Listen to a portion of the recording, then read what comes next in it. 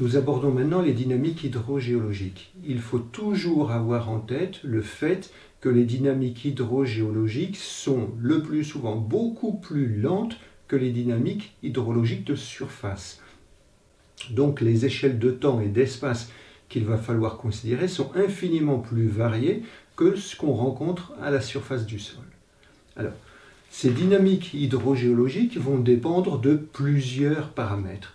D'une part, ça va dépendre bien évidemment des caractéristiques hydrogéologiques de l'aquifère proprement dit. Sa taille, donc quand on va avoir affaire à des aquifères de grande dimension, forcément les échelles de temps à envisager peuvent être beaucoup plus longues que sur des petits systèmes comme par exemple des alluvions.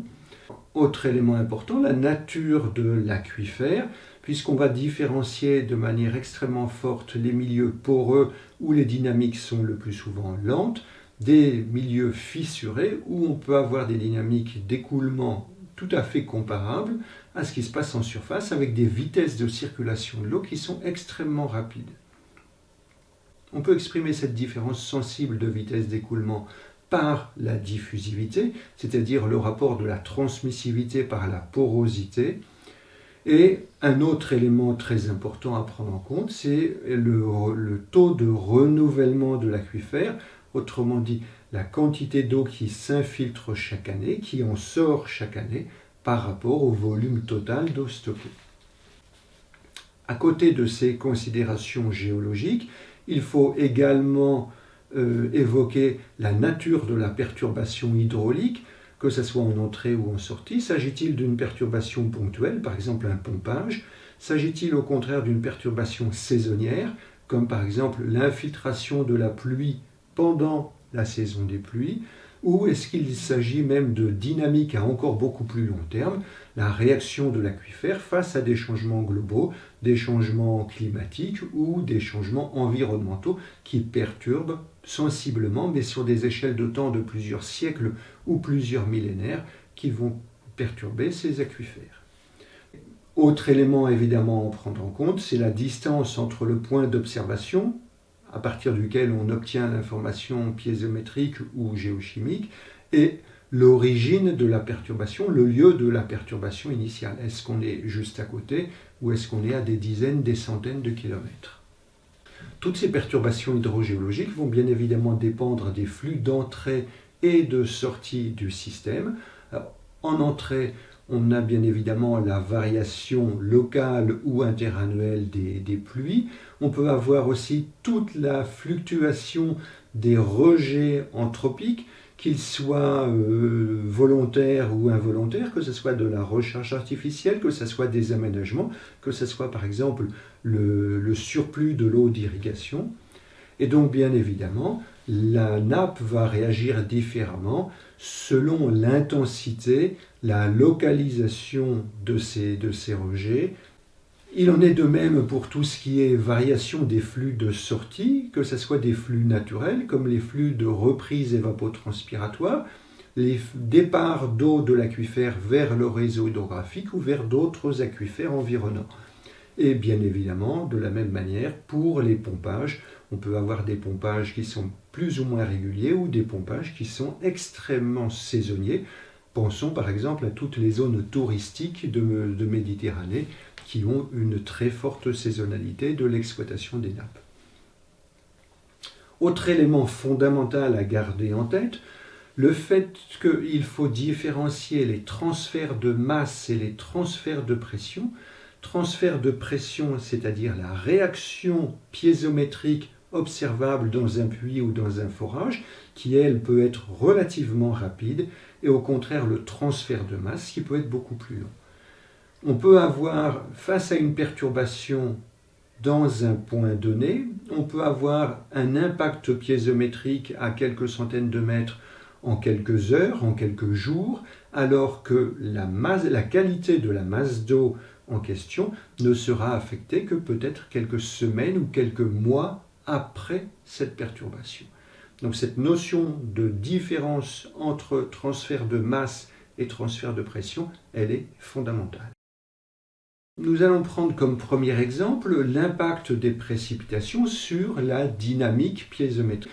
S'agit-il d'une recharge diffuse, c'est-à-dire qui se produit sur l'ensemble du paysage, ou d'une recharge concentrée, c'est-à-dire que l'eau de pluie ne peut recharger le système aquifère qu'au travers de certaines zones très localisées, qui sont en général les bas-fonds, les fonds de vallée, les dépressions topographiques. En général, dans les régions semi-arides, le processus de recharge concentrée est plus important que le processus de recharge diffuse. Et dans les zones les plus arides, on considère en général qu'il n'y a aucune recharge diffuse et que seule peut se produire une recharge concentrée dans quelques points privilégiés du paysage.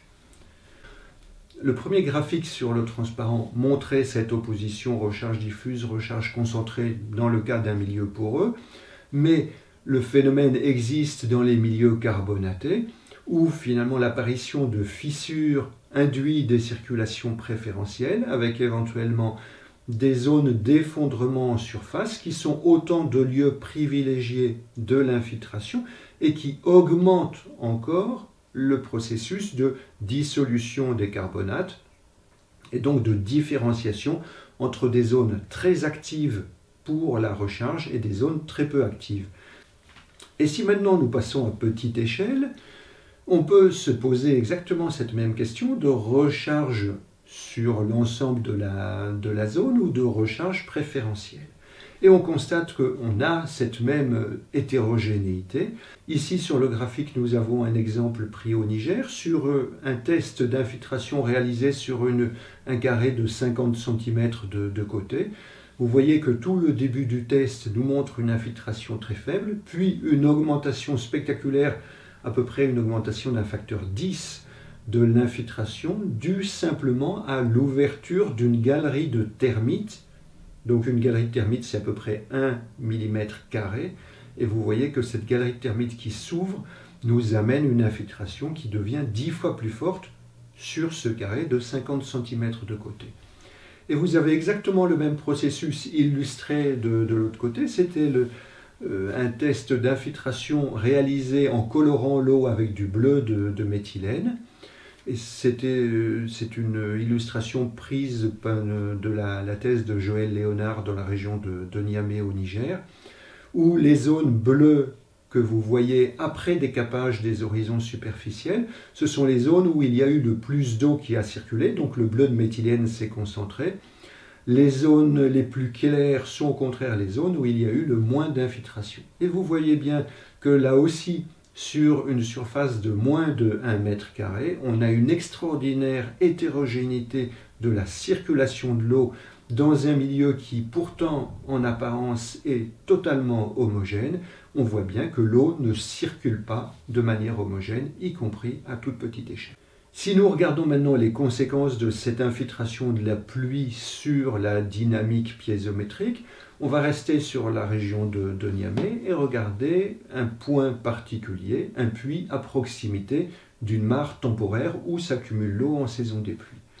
L'impact de l'infiltration de la pluie sur un paysage semi-aride va bien évidemment dépendre du climat, c'est-à-dire des caractéristiques propres de la pluie. Est-ce qu'on a des pluies petites et espacées ou au contraire des pluies violentes et rares? Forcément, la dynamique de surface et ensuite la dynamique d'infiltration sera très différente. L'infiltration va dépendre également des caractéristiques du sol. La vitesse d'infiltration va dépendre de la granulométrie, de la quantité d'argile et de matière organique présente dans le sol. Et bien évidemment, l'infiltration va également dépendre de l'importance du couvert végétal. Si nous restons dans la région de Niamey, voilà les observations réalisées dans un puits à proximité d'une mare temporaire où s'accumule l'eau de pluie pendant la saison des pluies.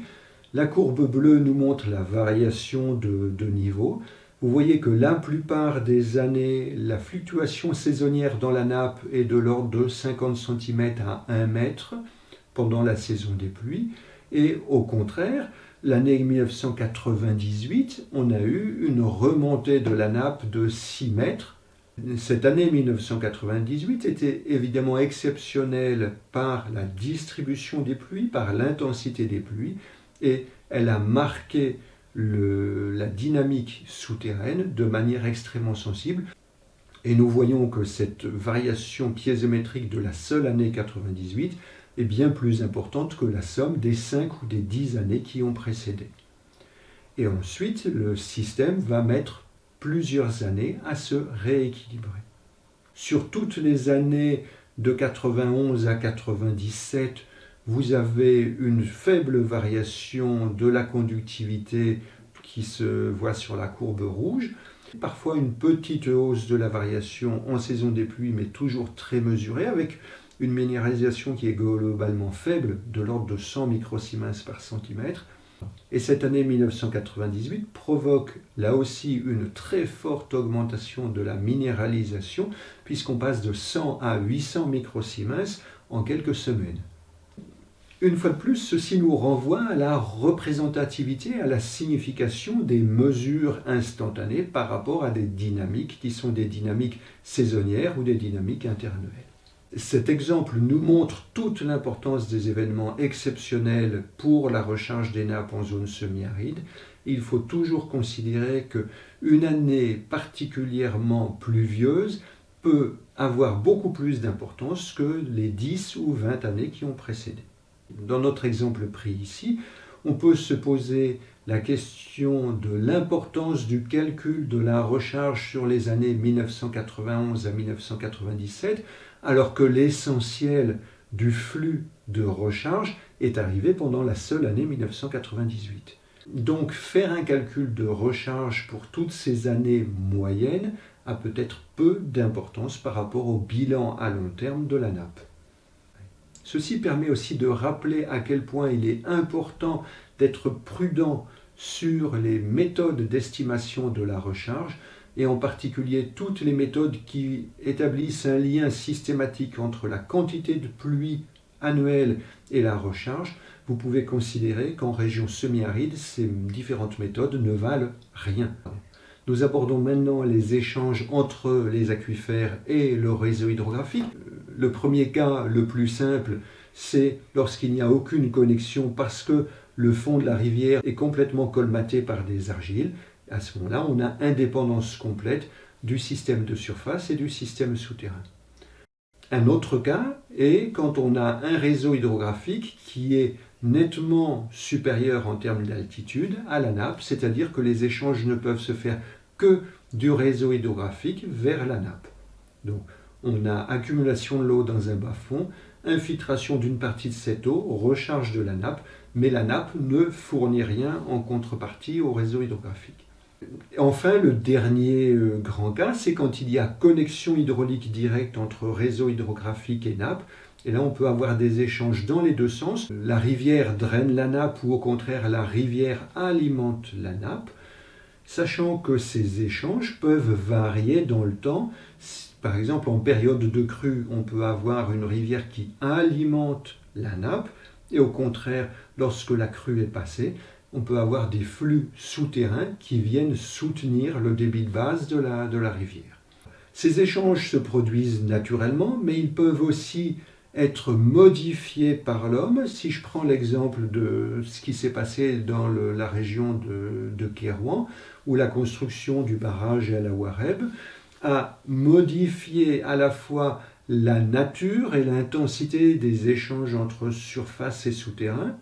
Autrefois, les crues de l'oued Merguelil se répandaient dans la plaine et s'infiltraient dans les alluvions quaternaires dans la plaine, alors que maintenant, depuis la création du barrage, qui a stoppé complètement les écoulements et qui les empêche d'atteindre la plaine, on a accumulation de l'eau dans le barrage, infiltration de l'eau du barrage à l'amont du barrage et circulation souterraine. Et finalement, on a peut-être aujourd'hui la même quantité d'eau qui arrive dans la plaine de Kérouan, mais par des processus totalement différents, c'est-à-dire une infiltration beaucoup plus à l'amont et une circulation souterraine beaucoup plus importante que précédemment. On peut se poser la question de savoir comment on identifie ces échanges entre réseaux hydrographiques de surface et aquifères sous-jacents. Il y a des cas apparemment simples, lorsqu'on a une remontée du niveau de la nappe après la survenue de la crue. C'est le premier graphique qu'on voit ici. Là, c'est dans le bassin du lac Tchad. C'est une rivière, la Komadougou-Yobé, qui ne coule que 6 mois par an. Elle a une forme de crue extrêmement régulière. Dès que la crue arrive, on voit que la nappe alluviale qui est à proximité recommence à monter, et que le maximum de la crue arrive bien avant le maximum de remontée de la nappe, mais les deux sont visiblement liés. De la même manière, dans la région de Niamey, des exemples qu'on a déjà vus nous montrent qu'il y a tout à fait simultanéité entre la saison des pluies, l'accumulation de l'eau dans les mares temporaires et la remontée de la nappe à proximité de ces mares temporaires. Et quand on va plus loin des mares temporaires, on voit bien que la nappe met plus de temps à réagir, ce qui nous indique bien que le lieu de recharge, c'est les mares temporaires. Ces deux exemples sont caractéristiques du schéma le plus fréquent, mais il faut toujours être prudent et on peut avoir des exemples plus complexes à traiter. Attention à ne pas compter plusieurs fois dans l'établissement de votre bilan régional les flux souterrains et les flux de surface quand on a de l'eau qui, alternativement, est de l'eau de surface qui se réinfiltre, qui éventuellement réapparaît en eau de surface au travers de sources ou de drainage par la rivière. Cette remarque peut sembler évidente, mais malheureusement, cette erreur existe, y compris dans des rapports de consultants internationaux, où on a traité de manière totalement isolée les eaux de surface d'un côté et les eaux souterraines de l'autre, alors que les processus sont liés.